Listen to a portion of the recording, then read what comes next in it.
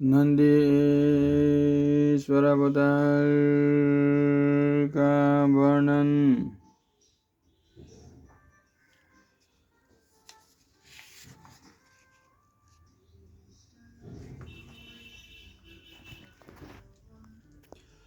नंदी जी कैसे आएंगे उसका वर्णन।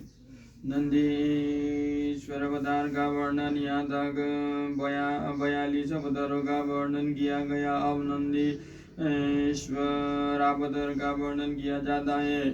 मन सनत कुमार जी ने पूछा, प्रभु आप महादेव के अंश से उत्पन्न होकर पीछे शिव को कैसे प्राप्त हुए थे, वो सारा वृत्तांत मैं सुनना चाहता हूँ, उसे वर्णन करने की कृपा करें। नंदीश्वर बोले, सर्वज्ञ सनत कुमार जी, मैं जिस प्रकार महादेव के अंश से जन्म लेकर शिव को प्राप्त हुआ उस प्रसंग का वर्णन करता हूँ, तुम सावधानी पूर्वक श्रवण करो। शिलाद नामक एक धर्मात्मा मुनि थे। पितरों के आदेश से उन्होंने अयोनिज सुब्रत मृत्युहीन पुत्र की प्राप्ति के लिए तब करके देवेश्वर इंद्र को प्रसन्न किया, परंतु देवराज इंद्र ने ऐसा पुत्र प्रदान करने में अपने को असमर्थ बताकर सर्वेश्वर महाशक्ति संपन्न महादेवी की आराधना करने की उपदेश दी। तब शिलाद भगवान महादेव को प्रसन्न करने के लिए तब करने लगे। उनके तब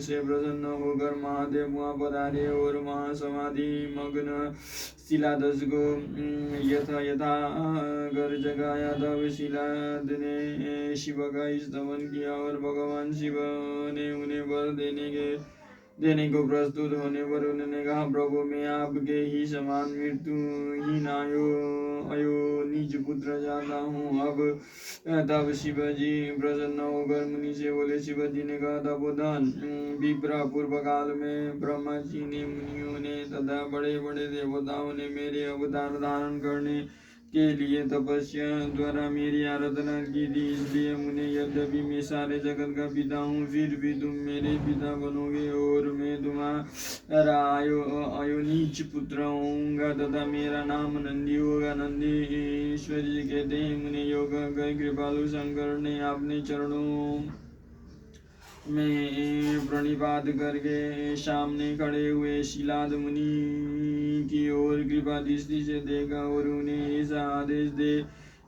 वे तुरंत ही उमा सहित वहीं अंतर्धान हो गए। महादेव जी के चले जाने के प्रचल महामुनि शिलाद ने अपने आश्रम में आकर ऋषियों से वो सारा वृत्तांत कह सुनाया। कुछ समय बीत जाने के बाद जब यज्ञ वेदांताओं में श्रेष्ठ मेरे पिताजी यज्ञ करने के लिए यज्ञ क्षेत्र को जोत रहे थे, उसी समय में शंभु की आज्ञा से यज्ञ के पूर्व ही उनके शरीर से उत्पन्न हो गया। उस समय मेरे शरीर की प्रभा युगांत कालीन अग्नि के समान थी। तब सारी दिशाओं में प्रसन्नता छा गई और शिलाद मुनि की भी बड़ी प्रसन्नता हुई। उधर शिलाद ने भी जब मुझे बालकों को प्रलय कालीन सूर्य और अग्नि के सदृश प्रभावशाली त्रिनेत्र चतुर्भुज प्रकाशमान जटा मुकुटधारी त्रिशूल आदि आयुधों से युक्त सर्वदा रुद्र रूप में देखा। तब वे महान आनंद में निमग्न हो गए और मुझ प्रणम्य को नमस्कार करते हुए कहने लगे। शिलाद बोले, सुरेश्वर, चूंकि तुमने नंदी नाम से प्रकट होकर मुझे आनंदित किया, इसलिए मैं तुम आनंदमय जगदीश्वर को नमस्कार करता हूँ। नंदीश्वर जी कहते हैं, मुने तदनंतर जैसे निर्धन को निधि प्राप्त हो जाने से प्रसन्नता होती है, उसी प्रकार मेरी प्राप्ति से अर्जित होकर पिताजी ने महेश्वर की भलीभांति वंदना की और फिर मुझे लेकर वे शीघ्र ही अपनी पर्णशाला को चल दिए। माम ने जब मैं शिलाद की कुटिया में पहुंच गया तब मैंने अपने उस रूप का परित्याग करके मनुष्य रूप धारण कर लिया। तदनंतर शलंकायन नंदन पुत्र वत्सल शिलाद ने मेरे जात कर्म आदि सभी संस्कार संपन्न किए। फिर 5वें वर्ष में पिताजी ने मुझे शंखपांग संपूर्ण वेदों का तथा अन्य शास्त्रों का भी अध्ययन कराया। 7वां वर्ष पूरा होने पर शिव जी की आज्ञा से मित्र और वरुण नाम के मुनि मुझे देखने के लिए पिताजी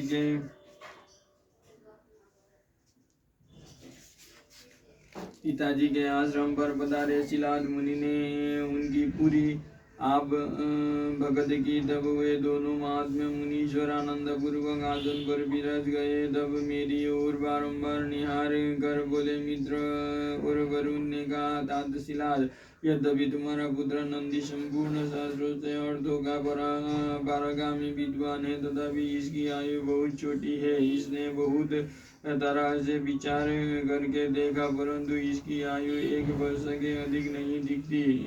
उन विप्रवरों के योग कहने पर पुत्र वत्सल शिला नंदी को छाती से लिपट कर दुखार्त हो फुट कर रोने लगे। तब पिता और पिता माँ को मृतक की भांति भूमि पर पड़ा हुआ देख नंदी शिव जी के चरण कमलों का स्मरण करके प्रसन्नता पूर्वक पूछने लगा, पिताजी, आपको कौन सा ऐसा दुख आ पड़ा है जिसके कारण आपका शरीर कांप रहा है और आप रो रहे हैं? आपको वो दुख कहाँ से प्राप्त हुआ है? मैं इसे ठीक जानना चाहता हूँ। पिता ने कहा, बेटा, तुम्हारे अल्पायु के दुख में मैं अत्यंत दुखी हो रहा हूँ। तुम ही बताओ, मेरे इस कष्ट को कौन दूर कर सकता है? मैं उसकी शरण ग्रहण करो। पुत्र बोले, पिताजी, मैं आपके सामने शपथ करता हूँ और यह बिल्कुल सत्य बात कह रहा हूँ कि चाहे देवता, दानव, यम, काल तथा अन्य प्राणी ये सब के सब मिलकर मुझे मारना चाहे तो भी मेरा बाल्यकाल में मृत्यु नहीं होगी। अतः आप दुखी मत हो। पिता ने पूछा, मेरे प्यारे लाल, तुमने ऐसा कौन सा तप किया है अथवा तुम्हें कौन सा ऐसा ज्ञान, योग और ऐश्वर्य प्राप्त है जिसके बल पर तुम इस दारुण दुख को नष्ट कर दोगे? पुत्र ने कहा, दादा, मैं ना तो तब से मृत्यु को हटाऊंगा और न विद्या से मैं महादेव जी के भजन से मृत्यु को जीत लूंगा। इसके अतिरिक्त अन्य कोई उपाय नहीं है। नंदीश्वर जी कहते हैं, मुने यो कहकर मैंने सिर झुकाकर पिताजी के चरणों में प्रणाम किया और फिर उनकी प्रदक्षिणा करके उत्तम वन की राह ली।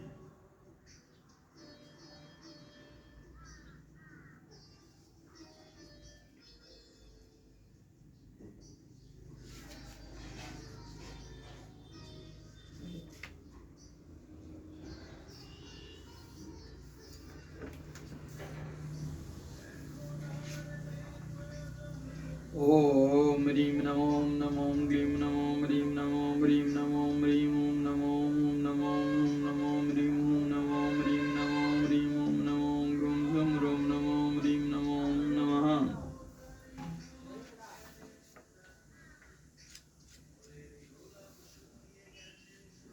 संध्यो वाच निराकारं ज्ञानगम्य परमेनैवैद्युलं नाभि सूक्ष्मं न चौचमन्तसे चन्द्रं योगी विस्तस्य रूपं तस्मै तुभ्यं लोककर्ते नमस्तु। सर्वं शान्तं निर्मलं निर्विकारं ज्ञानगम्यं स्वप्रकाशो अविकारं शान्तप्रज्ञं दान्तमार्गात्परस्वादं रूपं यशोदां नमामि व्रजनमेकं सुप्तं दीप्तमानं विनदं चिदनादं सहजं चाविकारि नित्यानन्दं सत्यभूतिप्रसन्नं यस्य चित्रं रूपमस्ते नमस्ते विद्याकारोत्तमनीयं प्रवीणं सद्वचन्दं देहमात्मस्वरूपं सारकारं भवनानं पवित्रं तस्मै रूपं यश चैव नमस्ते यद्वकारं शुद्धरूपं मनोज्ञं रत्नकल्पं स्वच्छकर्पूरगौरमिष्टभीतिशूलं मण्डे दधानां हस्तेर्नमो योगयुक्ताय तुभ्यं गगनं भूर्तिदशचैव सलीलं ज्योतिरेव च पुरं कालं च रूपाणि यस्य तुभ्यं नमस्तुते।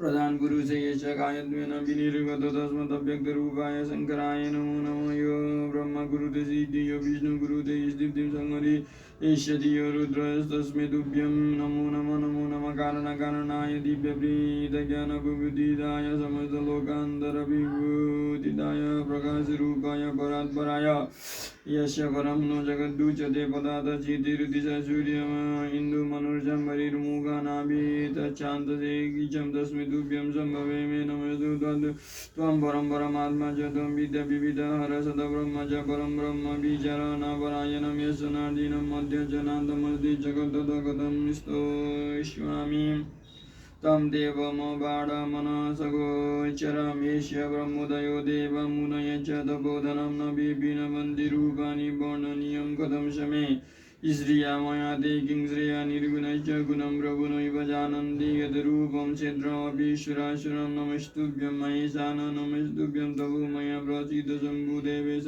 भूय भूयो नमस्तुते